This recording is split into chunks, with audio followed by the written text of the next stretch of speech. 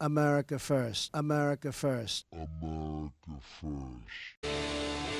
Well, good evening and welcome to Tucker Carlson Tonight. Attorney General Jeff Sessions is scheduled to testify tomorrow before the Senate Intelligence Committee. The subject, needless to say, is Russia. That's pretty much the only thing Washington can talk about or respond to at the moment. Sessions may strike you as an unlikely Putin conspirator, having spent virtually all of his 70 years living in or representing Alabama. That's an awfully long way from Moscow in every sense. Doesn't matter. Everyone affiliated with the administration is a potential suspect these days. Sessions says that as a member of the Senate Armed Services Committee, he talked on 2 separate occasions with the Russian ambassador to the United States. And that's it. That's the total known extent of his contact with the Russian government. But it's enough. According to top Democrats, Sessions must resign immediately. On March 2nd, I said Attorney General Sessions should not be in that job and he should resign. So that's, what, 3 months ago, more than 3 months ago. So that's my position on him. I don't even know why he is still Attorney General. He lied before Congress in order to get confirmed. That's a perjury charge. He also lied on his security clearance forms about his Russian meetings. Those are false official statements. He should have resigned months ago. For the good of the country, Attorney General Sessions should resign.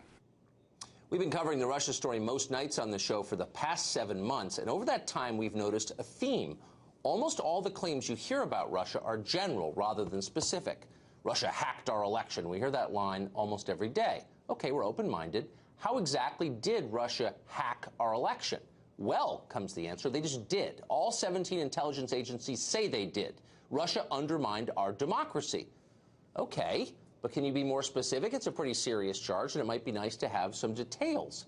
They can't provide those details, or they won't. And if you keep pressing for details, they'll attack you personally, as we found out when Adam Schiff, the ranking Democrat on the House Intel Committee, accused me of, quote, carrying water for Putin when I asked him to back up his claims. Character assassination is always easier than making a sensible argument, which brings us back to Jeff Sessions and Russia. Those 2 meetings with the Russian ambassador, Sergei Kislyak, those have changed the course of recent history, no exaggeration. Sessions was forced to recuse himself from a major Justice Department investigation into Russia and then fend off insinuations that he somehow committed treason because of those meetings. So what were the meetings about? What were they like? Well, since nobody accusing Sessions of wrongdoing seems to know or care, we decided to find out ourselves. So over the weekend, we tracked down an eyewitness to one of those meetings. It took place at the Republican National Convention in Cleveland the first week of July last summer. It was an event called Global Partners in Democracy. Turned out to be a not very scintillating gathering that's staged every 4 years and has been for decades on behalf of scores of foreign diplomats who want to see how American politics works. So Sessions gave a speech, and as he left the stage, about 15 ambassadors walked up to say hi to him. Kislyak was among them. That was the total extent of the meeting right there. Sessions and Kislyak never broke away from the group to talk privately. They never exchanged cash or microfilm or secret messages. We know this from the person we talked to, who was just a few feet away when it happened, but also because that room was filled with more than 100 other witnesses. That includes agents from American diplomatic security in Washington and a number of Obama political appointees from the State Department. They're all standing around as this secret meeting took place. It was a total nothing burger, quote, says the person who saw it, who, by the way, has never worked for Sessions, doesn't even really know him. Quote, I was shocked by how it has been distorted. Well, if you're shocked, you haven't been paying attention. This kind of thing is happening all over Washington right now. Guilt by association, attack by innuendo, classic witch hunt stuff. You ought to be worried about it, too, because if Jeff Sessions can be denounced as a Russian spy, anyone can be. Dr. Wendy Osifo is a political commentator who thinks Sessions must resign, and she joins us tonight. Wendy, thanks a lot for coming on. Thank you. So, I mean, I would think, as a progressive, you would believe in hearing evidence before reaching conclusions in due process. He hasn't even testified yet.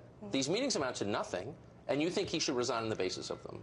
Absolutely, I think he should resign. So let's start on the basis that Jeff Sessions should not even be an attorney general. This is the same man that called the NAACP and the ACLU un-American, the same man who Coretta Scott King said this man should not be anywhere near our government, and his judgeship was rejected. Sessions should definitely resign. He has no business in our government. Because he disagrees with you. Now, let me just say, I think the NAACP is a shadow of itself. I think it's a joke. It's an appalling joke. Tucker. So does that make me a bad person? No, it makes me someone who disagrees with you on that subject. It makes you someone who disagrees with me on that subject. However, the difference between you and Jeff Sessions is you are not the Attorney General. As an Attorney General, you should have a certain decorum when it comes to civil liberties, and he does not. So anybody who criticizes NAACP or the ACLU should not be allowed to be Attorney General of the United States. That's what you're saying? I think their judgeship should be rejected as it was for Jeff Sessions. Moreover, with Jeff Sessions, when we look at... So only people who agree with the political aims of the ACLU and the NAACP... So basically, no one who's right of left should be allowed to govern in the country. I mean, that kind of is the view, I've noticed. No, that's not necessarily the view. The view is that anyone who is in our government should welcome all thoughts, should welcome all streams of thinking, and Jeff Sessions does not. And that is a problem. It sounds like you're the one who doesn't. I mean, he disagrees with you on this subject. Okay. And so he shouldn't be allowed to hold high government office. That appears to be the case you're making. That's just, is that a constitutional position that you have? Well, the constitutional position I have is that he lied on SF-86, the form in which made him the Attorney General. And he lied because he was asked, did you, in the Congress, by the senator from Minnesota, did you, in your capacity as a Trump surrogate, meet with the Russians? And his position is, no, in my capacity as a senator from Alabama, an Armed Services Committee member, I met on 2 occasions in a meaningless way with Kislyak. Oh, Tucker, come on. You know that that's not the way in which the form is written. Furthermore, the form says you have to be honest and you have to be completely forthcoming with information. He did neither. How much do you know about this? I mean, that meeting with Kislyak was on his public schedule. How about the third meeting that we're hearing about, that he has not made mention of? Well, they're denying it took place. Do you have evidence that it took place? Do you have evidence that it didn't take place? I don't know. I mean, we've had no eyewitnesses. We've had no one allege that it took place in any specific way. And Sessions himself and his staff say it didn't take place. So I guess until... We have James Comey, the former director of the Federal Bureau of Investigation. In the closed session, it came out because we all know leaks are synonymous with Washington, D.C., even if it's a closed session. So Comey said, where did it take place and when? Well, Tucker, hello. They said that the third meeting happened. Now, Comey did not provide details. He did not provide details. I was not there, so I don't know if he did. But it's something you heard on television, therefore he should resign because of that. Because why? I mean, do you see the crazy? I don't want to be mean to you, but I mean, you're not being do you see that if before you destroy someone's life and force him out of his job and impute his character, wouldn't you want some evidence before you do that? But you mean the same way that Jeff Sessions was calling for Hillary Clinton for us to disband her? Like he was destroying her character as well. Therefore, he deserves it now. Is that what you're arguing? No, I'm not arguing that. What are you arguing exactly? What I'm arguing exactly is that he was dishonest on his form. What I'm arguing exactly is that he has no place being an Attorney General to begin with. What I'm arguing exactly. Because he doesn't like the NAACP and he had some secret meeting about wishing you nothing. Absolutely not. What I'm arguing exactly is that this is another tile in the mosaic of dishonesty that is the Trump administration. And we have to look at it in totality. And that is a problem. So you don't like the administration. Anyone who works there should resign because they're tainted by the dishonesty. I mean, look, I guess here's the point I'm making, okay? I think Sessions is worth defending as a man because I think he's an honorable man, and I happen to agree with a lot of his ideas. He's honorable. He called a black attorney a boy. Even if actually he denies that he said that. Okay, so if I deny it, says something that makes it the truth? I don't know. It's not proved. And I guess this is the point worth defending here.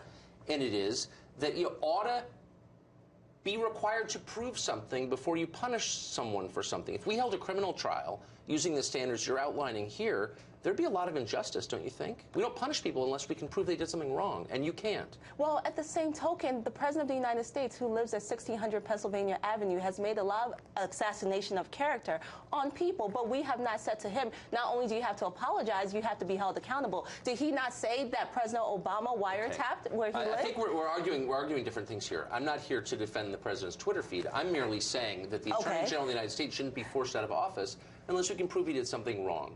And in the case, for example, of the third meeting with the Russians... Okay. As if 2 wasn't enough.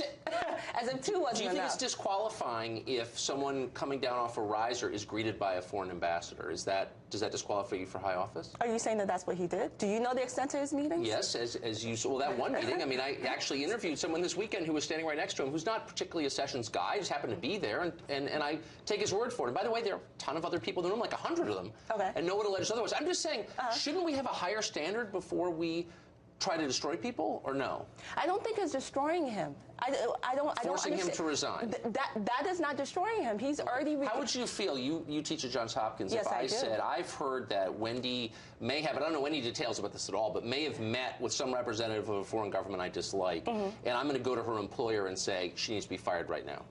How would you feel about that?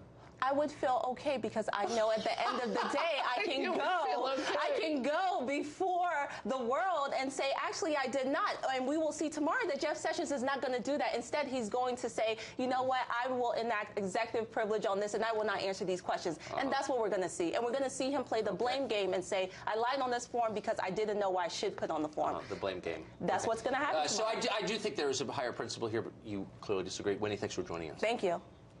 Well, by now, former CBS Evening News host Dan Rather really ought to know better than to push dubious political news angles for political gain. He lost his job doing that several years ago. Nevertheless, last Friday, he went on another cable channel to compare the events of last fall's election to the war against Japan somehow. Watch.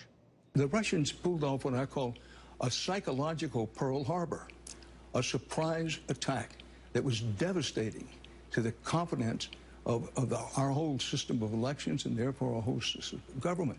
It's one of the great psychological warfare victories. Well, Pearl Harbor, of course, got us into World War II. Is it time for World War III? Because, remember, Russia hacked our democracy. Charles Krauthammer is a writer and columnist and a keen observer of the insanity now unfolding. Charles, when you look at Russia hacking our democracy, does Pearl Harbor come to mind?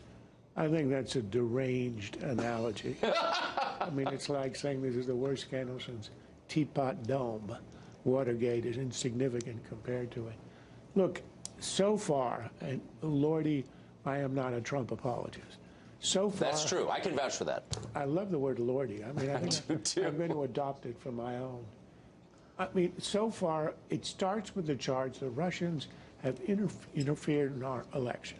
In the Comey hearing, people got all incredibly sanctimonious about that. Comey said it's not a Republican issue, it's not a Democrat, it's an American issue, it's a threat to our democracy. Yes, they leaked some documents, we think the evidence is. The idea that they actually tampered with the system. The Russians have been doing this to just about every election and every country that we know. It's just a little more obvious this time. But imagine that this had happened in 2012, and it was Mitt Romney, the man who said Russia is our biggest enemy, was at the receiving end of Russian hacking, and that the accusation was it re-elected Barack Obama. Do you think the Democrats on that committee would be in high dudgeon over this attack on American democracy? This is the purest hypocrisy. But let's ignore that and say, okay, you want to investigate that. But that's not what the Democrats are interested in. It's the collusion argument. That's sort of the sidebar to this, supposedly the sidebar. There's no evidence up until now, and they've been looking since July, of Trump collusion in this affair. So on the second count, there's no evidence of this. So now they're going after the post facto stuff, what Trump did afterwards. People know they're not going to get him on collusion, at least not on the evidence that we have. The head of the FBI tells him 3 times you aren't a target, meaning you're, in our eyes, innocent of this. So now it's going to be on obstruction, where, as Professor Alan Dershowitz said, how can a president be obstructing justice, assuming on the Flynn case, when he has the constitutional authority to dismiss the case or to order its dismissal instantly? So if he's allowed, I say it's improper, he shouldn't have done it. But the idea that it's obstruction of justice when he has the authority to dismiss it completely is simply absurd. Well, it's insane. And I don't, here's the one thing from the Comey testimony that struck me was at the end about Jeff Sessions. He said, you know, there are probably a lot of reasons he would have needed to recuse himself. I can't tell you what they are. That's innuendo. That's exactly it is the lowest form of character assassination. Yeah. And then it turns out, according to the leaks, in this meeting, he didn't have the goods. He had no idea. He may have met with them a 3rd time at some undisclosed place, the Mayflower Hotel. I mean, it was only designed to hurt Jeff Sessions. An FBI director should not act that way. Comey, I think Trump had a really bad day on the day of the Comey testimony. I think Comey had a really bad day as well. The idea that he was sort of sainted by the Democrats was sort of shocking and revolting. There's a guy who admitted to being cowardly in the face of instructions from Loretta Lynch, to being cowardly when supposedly he was being improperly influenced by the president, by not going to the authorities if he thought there was obstruction going on, instead putting it in a memo, sticking it in a box, and holding it as protection. These are not very honorable things to do. So No, I thought he came out diminished as well. But now, so that we are now on like the third branch of this attempt to bring down Trump. The collusion, which is not there, the obstruction, which is not there. So now they're going to go after Sessions on what? What's the charge? It's not even clear that he like brushed shoulders with someone whose job it is to meet U.S. Senator. I mean, it's a witch hunt at this point, in my view. Charles, thanks for joining us. My pleasure. Are you a sad progressive who dreams about President Trump being knifed to death? Well, you're in luck. A new